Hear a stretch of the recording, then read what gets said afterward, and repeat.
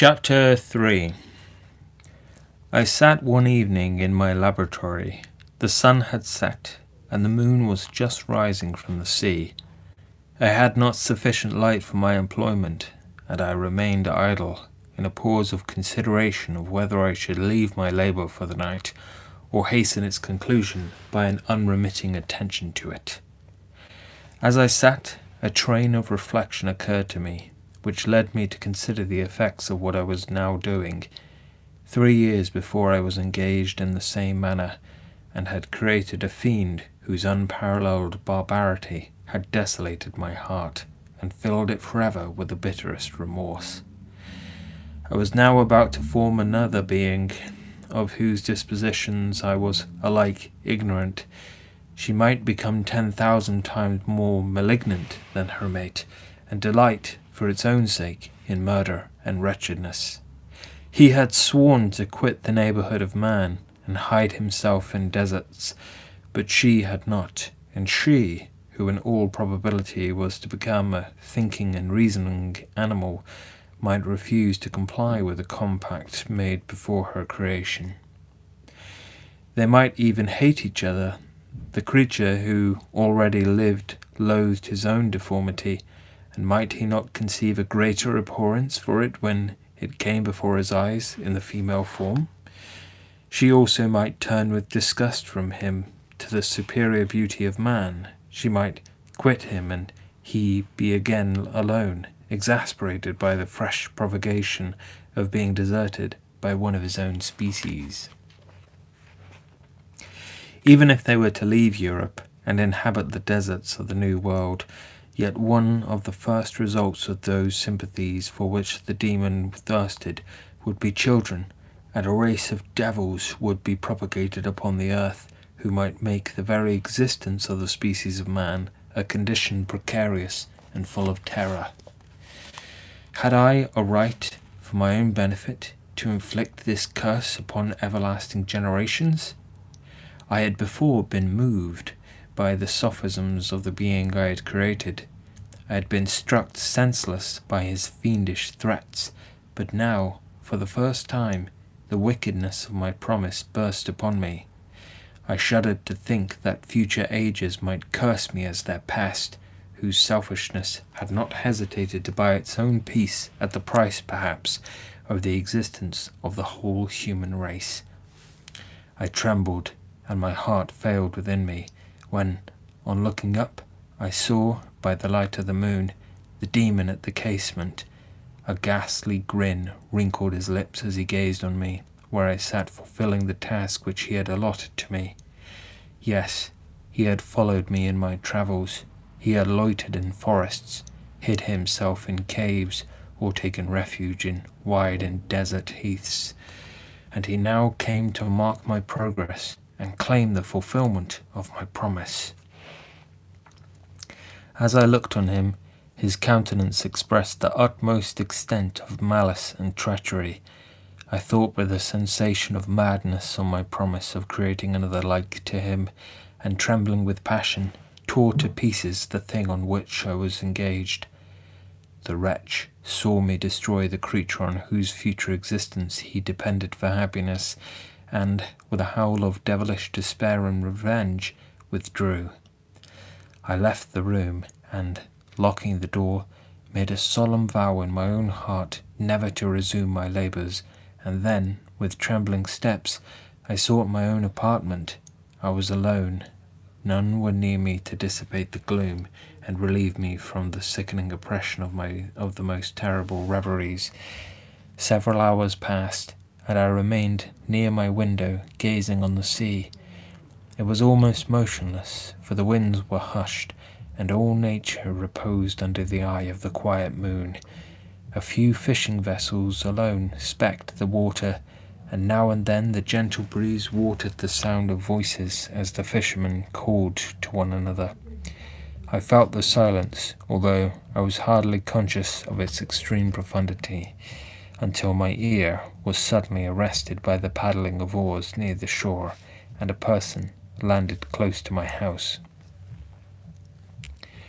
In a few minutes after, I heard the creaking of my door, as if Someone endeavoured to open it softly. I trembled from head to foot. I felt a presentiment of who it was, and wished to rouse one of the peasants who dwelt in a cottage not far from mine, but I was overcome by the sensation of helplessness so often felt in frightful dreams, when you in vain endeavour to fly from an impending danger, and was rooted to the spot. Presently I heard the sound of footsteps along the passage. The door opened, and the wretch whom I dreaded appeared. Shutting the door, he approached me, and said in a smothered voice, "You have destroyed the work which you began. What is it that you intend? Do you dare to break your promise?" "I have endured toil and misery. I left Switzerland with you. I crept along the shores of the Rhine, among its willow islands, and over the summits of its hills. I have dwelt many months in the heaths of England, and among the deserts of Scotland. I have endured incalculable fatigue, and cold, and hunger. Do you dare destroy my hopes?" "Begone! I do break my promise. Never will I create another like yourself, equal in deformity and wickedness." "Slave, I before reasoned with you, but you have proved yourself unworthy of my condescension. Remember that I have power. You believe yourself miserable, but I can make you so wretched that the light of day will be hateful to you. You are my creator, but I am your master. Obey. The hour of my irresolution is past, and the period of your power is arrived. Your threats cannot move me to do an act of wickedness, but they confirm me in a determination of not creating you a companion in vice. Shall I in cool blood set loose upon the earth a demon whose delight is in death and wretchedness? Begone! I am firm, and your words will only exasperate my rage." The monster saw my determination in my face, and gnashed his teeth in the impotence of anger. "Shall each man," cried he, "find a wife for his bosom, and each beast have his mate, and I be alone? I had feelings of affection, and they were requited by detestation and scorn. Man, you may hate, but beware. Your hours will pass in dread and misery, and soon the bolt will fall which must ravish from you your happiness forever. Are you to be happy while I grovel in the intensity of my wretchedness? You can blast my other passions, but revenge remains, revenge henceforth, dearer than light or food. I may die, but first you, my tyrant and tormentor, shall curse the sun that gazes on your misery. Beware, for I am fearless and therefore powerful. I will watch with the wiliness of a snake, that I may sting with its venom. Man, you shall repent of the injuries you inflict. Devil, cease, and do not poison the air with these sounds of malice. I have declared my resolution to you, and I am no coward to bend beneath the words. Leave me, I am inexorable." "It is well, I go, but remember, I shall be with you on your wedding night." I started forward and exclaimed, "Villain, before you sign my death warrant, be sure that you are yourself safe." I would have seized him, but he eluded me, and quitted the house with precipitation. In a few moments I saw him in the boat, which shot across the waters with an arrowy swiftness, and was soon lost amidst the waves. All was again silent, but his words rang in my ears. I burned with rage to pursue the murderer of my peace, and precipitate him into the ocean. I walked up and down my room hastily and perturbed, while my imagination conjured up 1,000 images to torment and sting me. Why had I not followed him, and closed with him in mortal strife?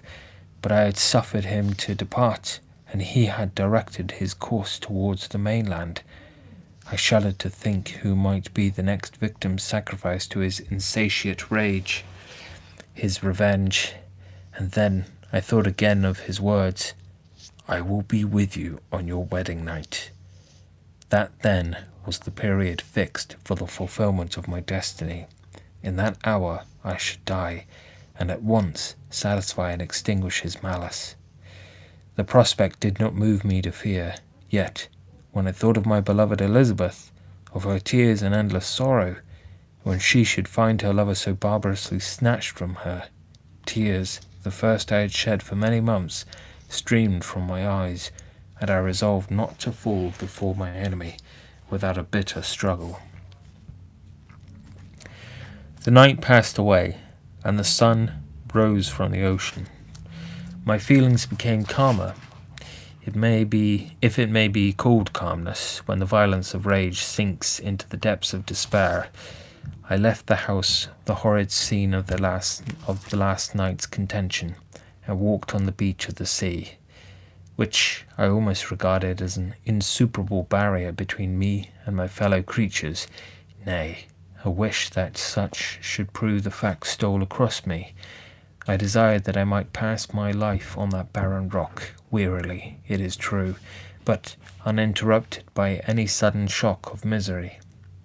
If I returned, it was to be sacrificed, or to see those whom I most love die under the grasp of a demon whom I had myself created.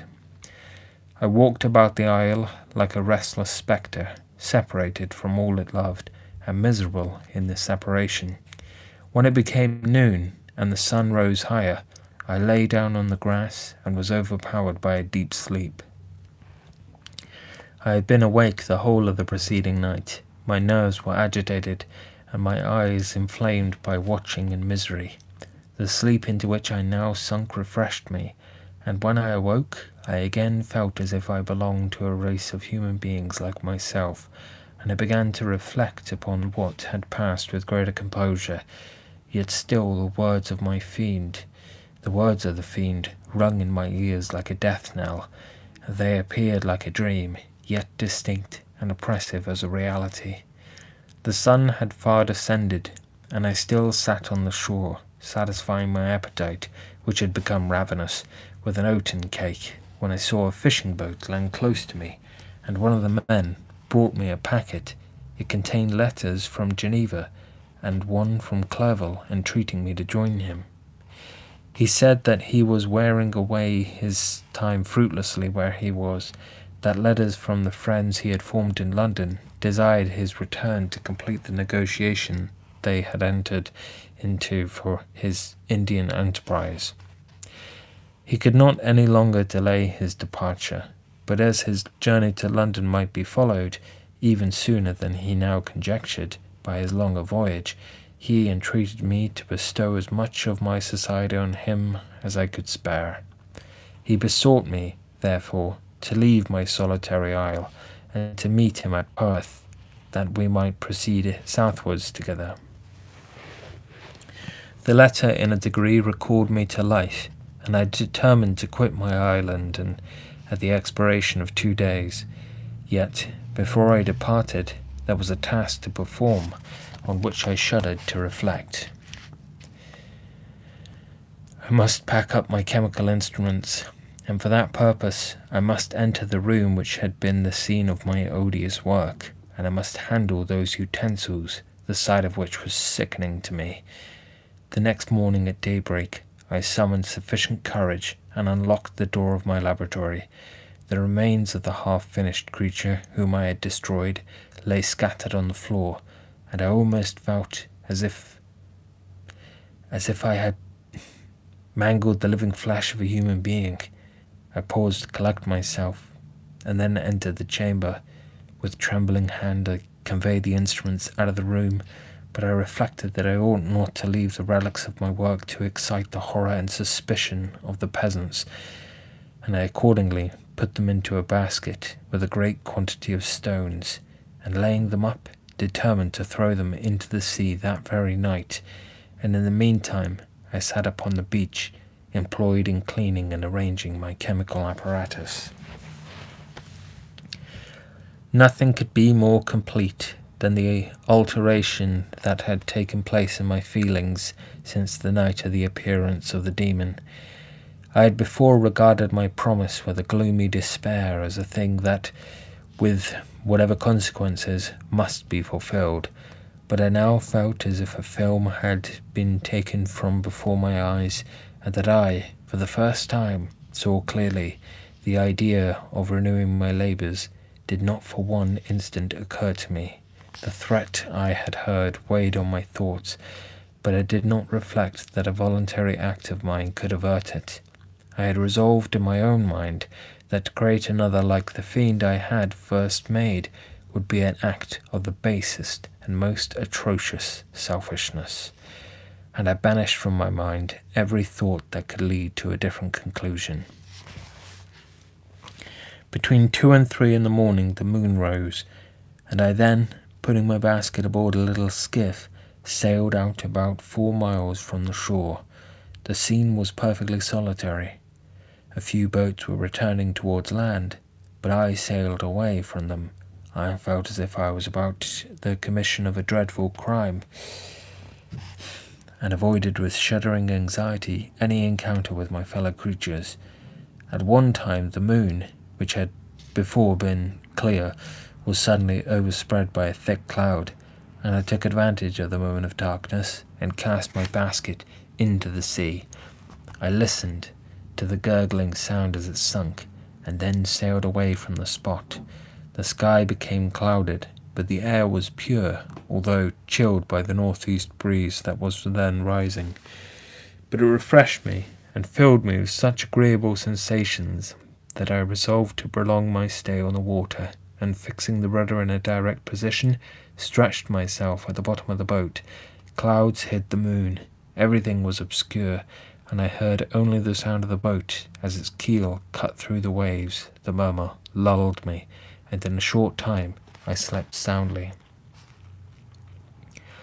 I do not know how long I remained in this situation, but when I awoke I found that the sun had already mounted considerably. The wind was high, and the waves continually threatened the safety of my little skiff. I found that the wind was northeast, and must have driven me far from the coast from which I had embarked. I endeavoured to change my course, but quickly found that if I again made the attempt, the boat would be instantly filled with water. Thus situated, my only resource was to drive before the wind. I confess that I felt a few sensations of terror.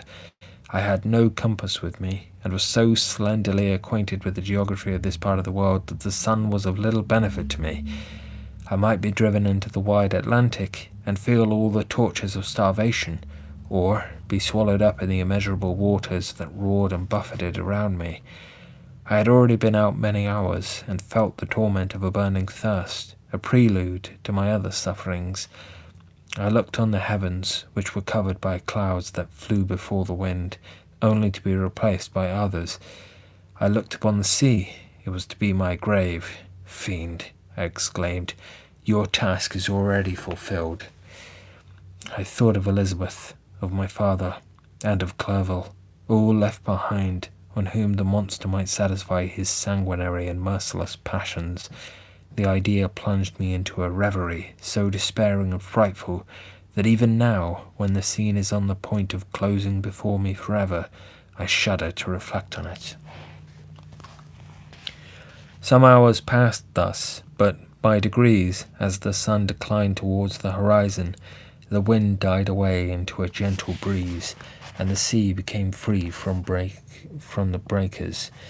But these gave place to a heavy swell. I felt sick and hardly able to hold the rudder, when suddenly I saw a line of high land towards the south.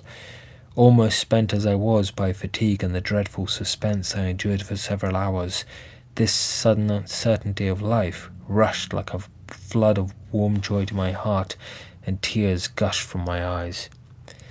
How mutable are our feelings, and how strange is that clinging love we have of life, even in the excess of misery. I constructed another sail with a part of my dress, and eagerly steered my course towards the land. It had a wild and rocky appearance, but as I approached nearer, I easily perceived the traces of cultivation. I saw vessels near the shore, and found myself suddenly transported back to the neighbourhood of civilized man. I carefully traced the windings of the land, and hailed a steeple which I at length saw issuing from behind a small promontory.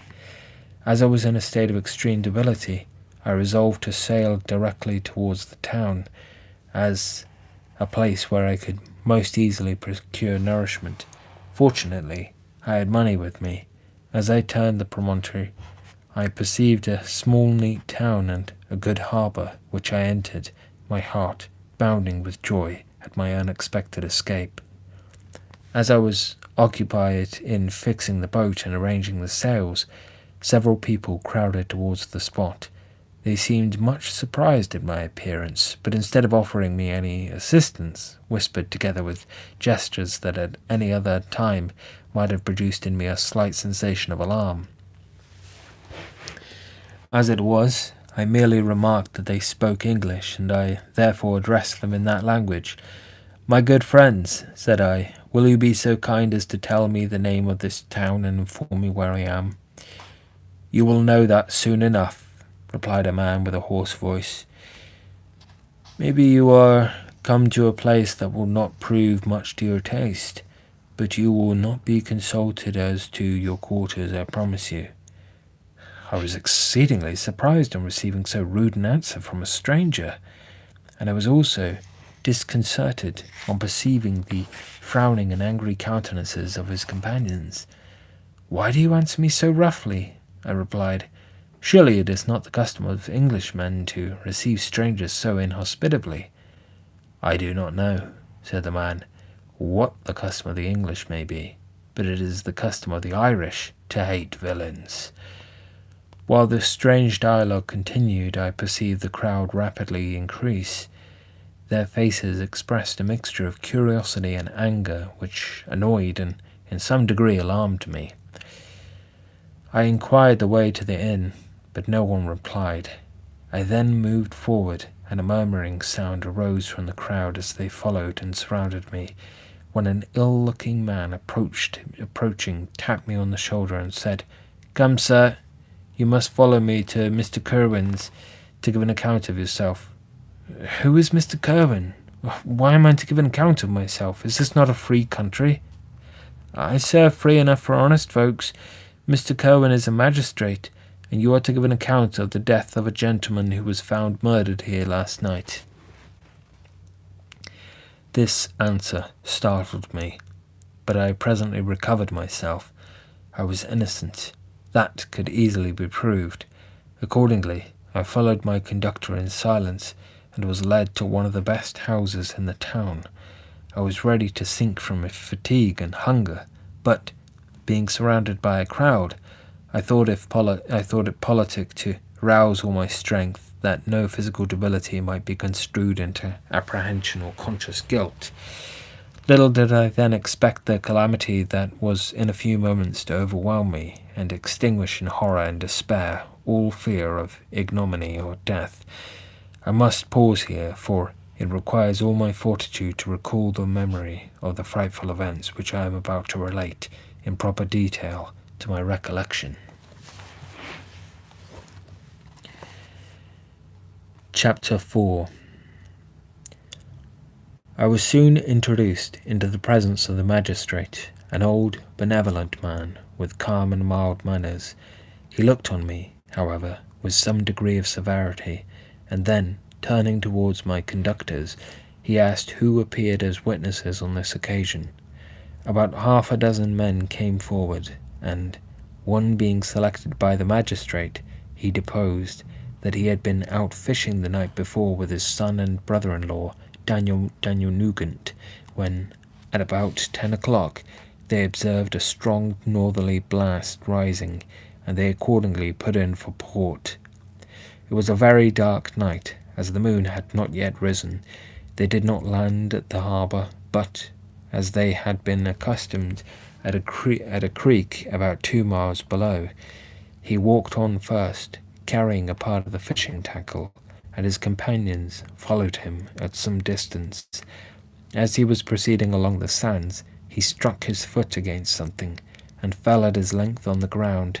His companions came up to assist him, and, by the light of their lantern, they found that he had fallen on the body of a man, who was, to all appearance, dead. Their first supposition was that it was the corpse of some person who had been drowned and was thrown on shore by the waves, but on examination they found that the clothes were not wet, and even that the body was not then cold. They instantly carried it to the cottage of an old woman near the spot, and endeavoured, but in vain, to restore it to life. It appeared to be a handsome young man, about 25 years of age. He had apparently been strangled, for there was no sign of any violence except the black mark of fingers on his neck. The first part of his deposition did not in the least interest me, but when the mark of the fingers was mentioned, I remembered the murder of my brother and felt myself extremely agitated. My limbs trembled, and a mist came over my eyes, which obliged me to lean on a chair for support. The magistrate observed me with a keen eye, and of course drew an unfavourable augury from my manner.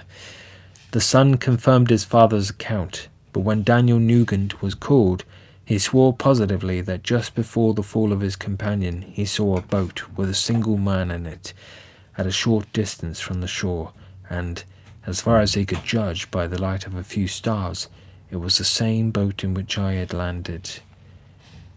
A woman deposed that she lived near the beach and was standing at the door of her cottage, waiting for the return of the fisherman about an hour before she heard of the discovery of the body, when she saw a boat with only one man in it push off from that part of the shore where the corpse was afterwards found. Another woman confirmed the account of the fisherman having brought the body into our house. It was not cold. They put it into a bed and rubbed it, and Daniel went to the town for an apothecary, but life was quite gone. Several other men were examined concerning my landing, and they agreed that, with the strong north wind that had arisen during the night, it was very probable that I had beaten about for many hours, and had been obliged to return nearly to the same spot from which I had departed. Besides, they observed that it appeared that I had brought the body from another place, and it was likely that as I did not appear to know the shore, I might have put into the harbour ignorant of the distance of the town of such and such from the place where I had deposited the corpse. Mr. Coburn, on hearing this evidence, desired that I should be taken into the room where the body lay for the interment, that it might be observed what the effect of the sight of it would produce upon me. This idea was probably suggested by the extreme agitation I had exhibited when the mode of the murder had been described. I was accordingly conducted by the magistrate and several other persons to the inn. I could not help being struck by the strange coincidences that had taken place during this eventful night, but knowing that I had been conversing with several persons in the island I had inhabited about the time that the body had been found, I was perfectly tranquil as to the consequences of the affair. I entered the room where the corpse lay, and was led up to the coffin. How can I describe my sensations of beholding it? I feel yet parched with horror, nor can I reflect on that terrible moment with shuddering and agony. Without shuddering and agony. The examination, the presence of the magistrate and witnesses, passed like a dream from my memory when I saw the lifeless form of Henry Clerval stretched before me. I gasped for breath, and throwing myself on the body, I exclaimed, "Have my murderous machinations deprived you also, my dearest Henry, of life? 2 I have already destroyed. Other victims await their destiny, but you, Clerval, my friend, my benefactor." The human frame could no longer support the agonies that I endured, and I was carried out of the room in strong convulsions. A fever succeeded to this. I lay for 2 months on the point of death. My ravings, as I afterwards heard, were frightful. I called myself the murderer of William, of Justine, and of Clerval. Sometimes I entreated my attendants to assist me in the destruction of the fiend by whom I was tormented, and at others I felt the fingers of the monster already grasping my neck, and screamed aloud with agony and terror. Fortunately, as I spoke my native language, Mr. Kerwin alone understood me, but my gestures and bitter cries were sufficient to affright the other witnesses. Why did I not die? More miserable than man ever was before, why did I not sink into forgetfulness and rest? Death snatches away many blooming children, the only hopes of their doting parents. How many brides and youthful lovers have been one day in the bloom of health and hope, and the next a prey for worms in the decay of the tomb? Of what materials was I made, that I could thus resist so many shocks which, like the turning of the wheel, continually renewed the torture? But I was doomed to live, and in 2 months found myself as awaking from a dream in a prison, stretched on a wretched bed, surrounded by jailers, turnkeys, bolts, and all the miserable apparatus of a dungeon. It was morning, I remember, when I thus awoke to understanding. I had forgotten the particulars of what had happened, and found and saw the barred windows and the squalidness of the room in which I was, all flashed across my memory, and I groaned bitterly. The sound disturbed an old woman who was sleeping in a chair beside me. She was a hired nurse, the wife of one of the turnkeys, and her countenance depressed all those bad qualities which often characterize that class. The lines of her face were hard and rude, like that of persons accustomed to see without sympathizing in sights of misery. Her tone expressed her entire indifference. She addressed me in English, and the voice struck me as one that I had heard during my sufferings. "Are you better now, sir?" said she. I replied in the same language with a feeble voice. "I believe I am. But if it all be true, if indeed I did not dream, I am sorry that I am still alive to feel this misery and horror." "For that matter," replied the old woman, "if you mean about the gentleman you murdered, I believe that it were better for you if you were dead, for I fancy it will go hard for you. However, that's none of my business. I am sent to nurse you and get you well.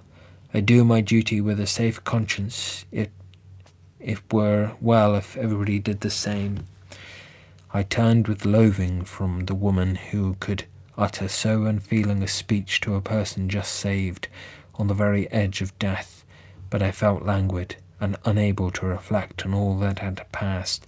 The whole series of my life appeared to me as a dream. I sometimes doubted if indeed it were all true, for it never presented itself to my mind with the force of reality. As the images that floated before me became more distinct, I grew feverish. A darkness pressed around me. No one was near me who soothed me with the gentle voice of love. No dear hand supported me.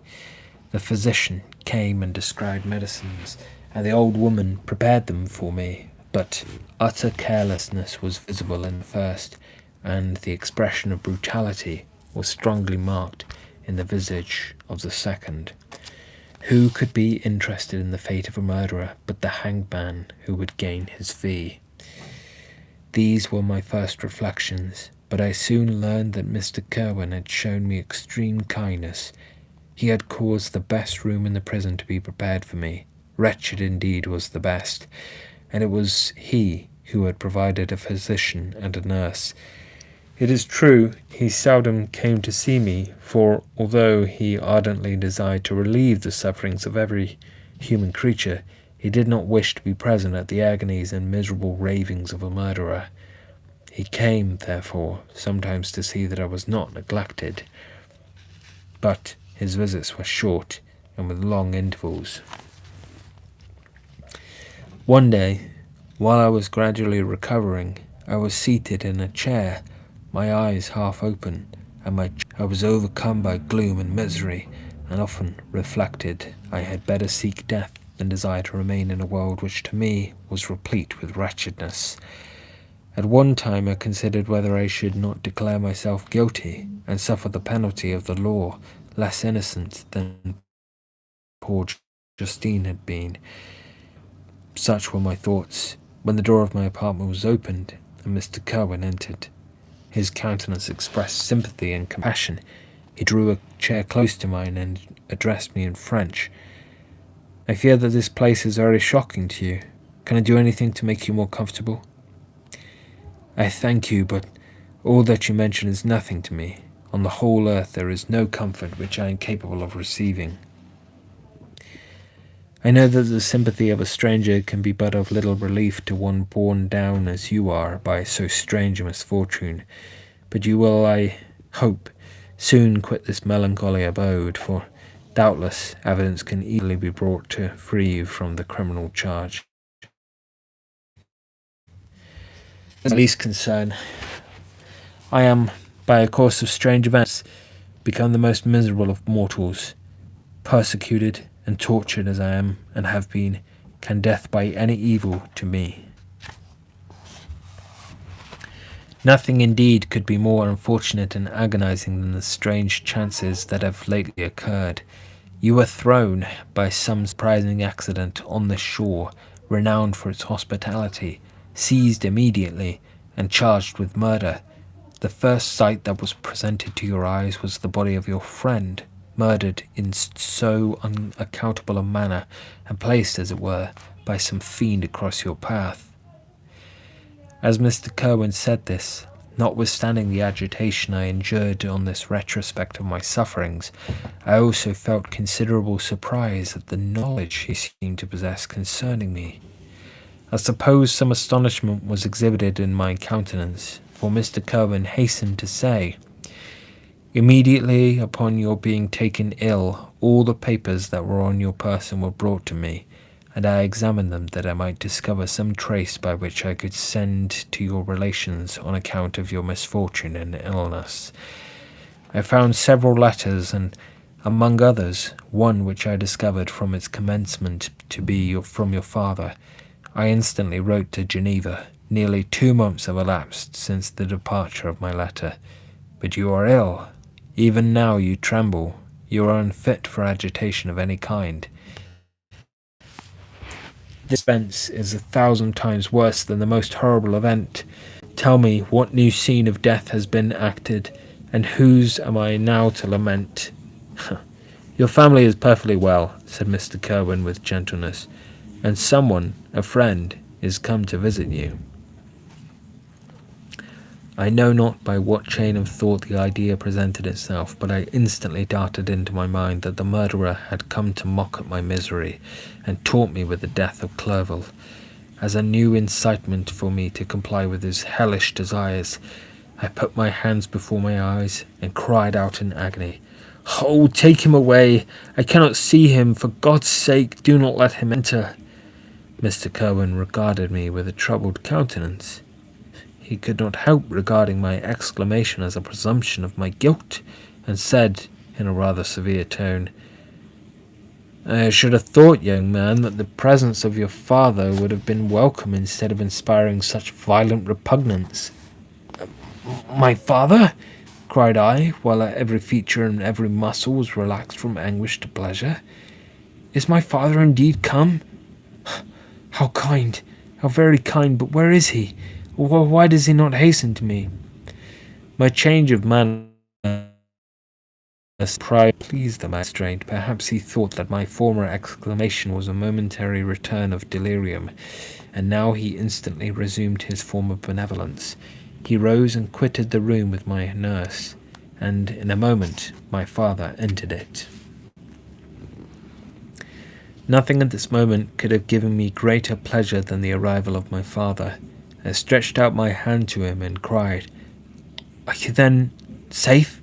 And Elizabeth? And Ernest?" My father calmed me with assurances of their welfare, and endeavoured, by dwelling on these subjects so interesting to my heart, to raise my desponding spirits, but he soon felt that a prison cannot be the abode of cheerfulness. "What a place is this that you inhabit, my son?" said he, looking mournfully at the barred windows and wretched appearance of the room. You travel to seek happiness, but a fatality seems to pursue you, and poor Clerval. Poor Clerval. The name of my unfortunate and murdered friend was an agitation too great to be endured in my weak state. I shed tears. Alas, yes, my father, replied I, some destiny of the most horrible kind hangs over me, and I must live to fulfill it, or surely I should have died on the coffin of Henry. We were not allowed to converse for any length of time, for the precarious state of my health rendered every precaution necessary that should ensure tranquillity. Mr. Kerwin came in and insisted that my strength should not be exhausted by too much exertion, but the appearance of my father was to me like that of my good angel, and I gradually recovered my health. As my sickness quitted me, I was absorbed by a gloomy and black melancholy that nothing could dissipate. The image of Clerval was forever before me, ghastly and murdered. More than once the agitation into which these reflections threw me made my friends dread a dangerous relapse. Alas, why did they preserve so miserable and detested a life? It was surely that I might fulfill my destiny, which is now drawing to a close. Soon, oh, very soon, will death extinguish these throbbings and relieve me from the mighty weight of anguish that bears me to the dust, and, in executing the award of justice, I shall also sink to rest.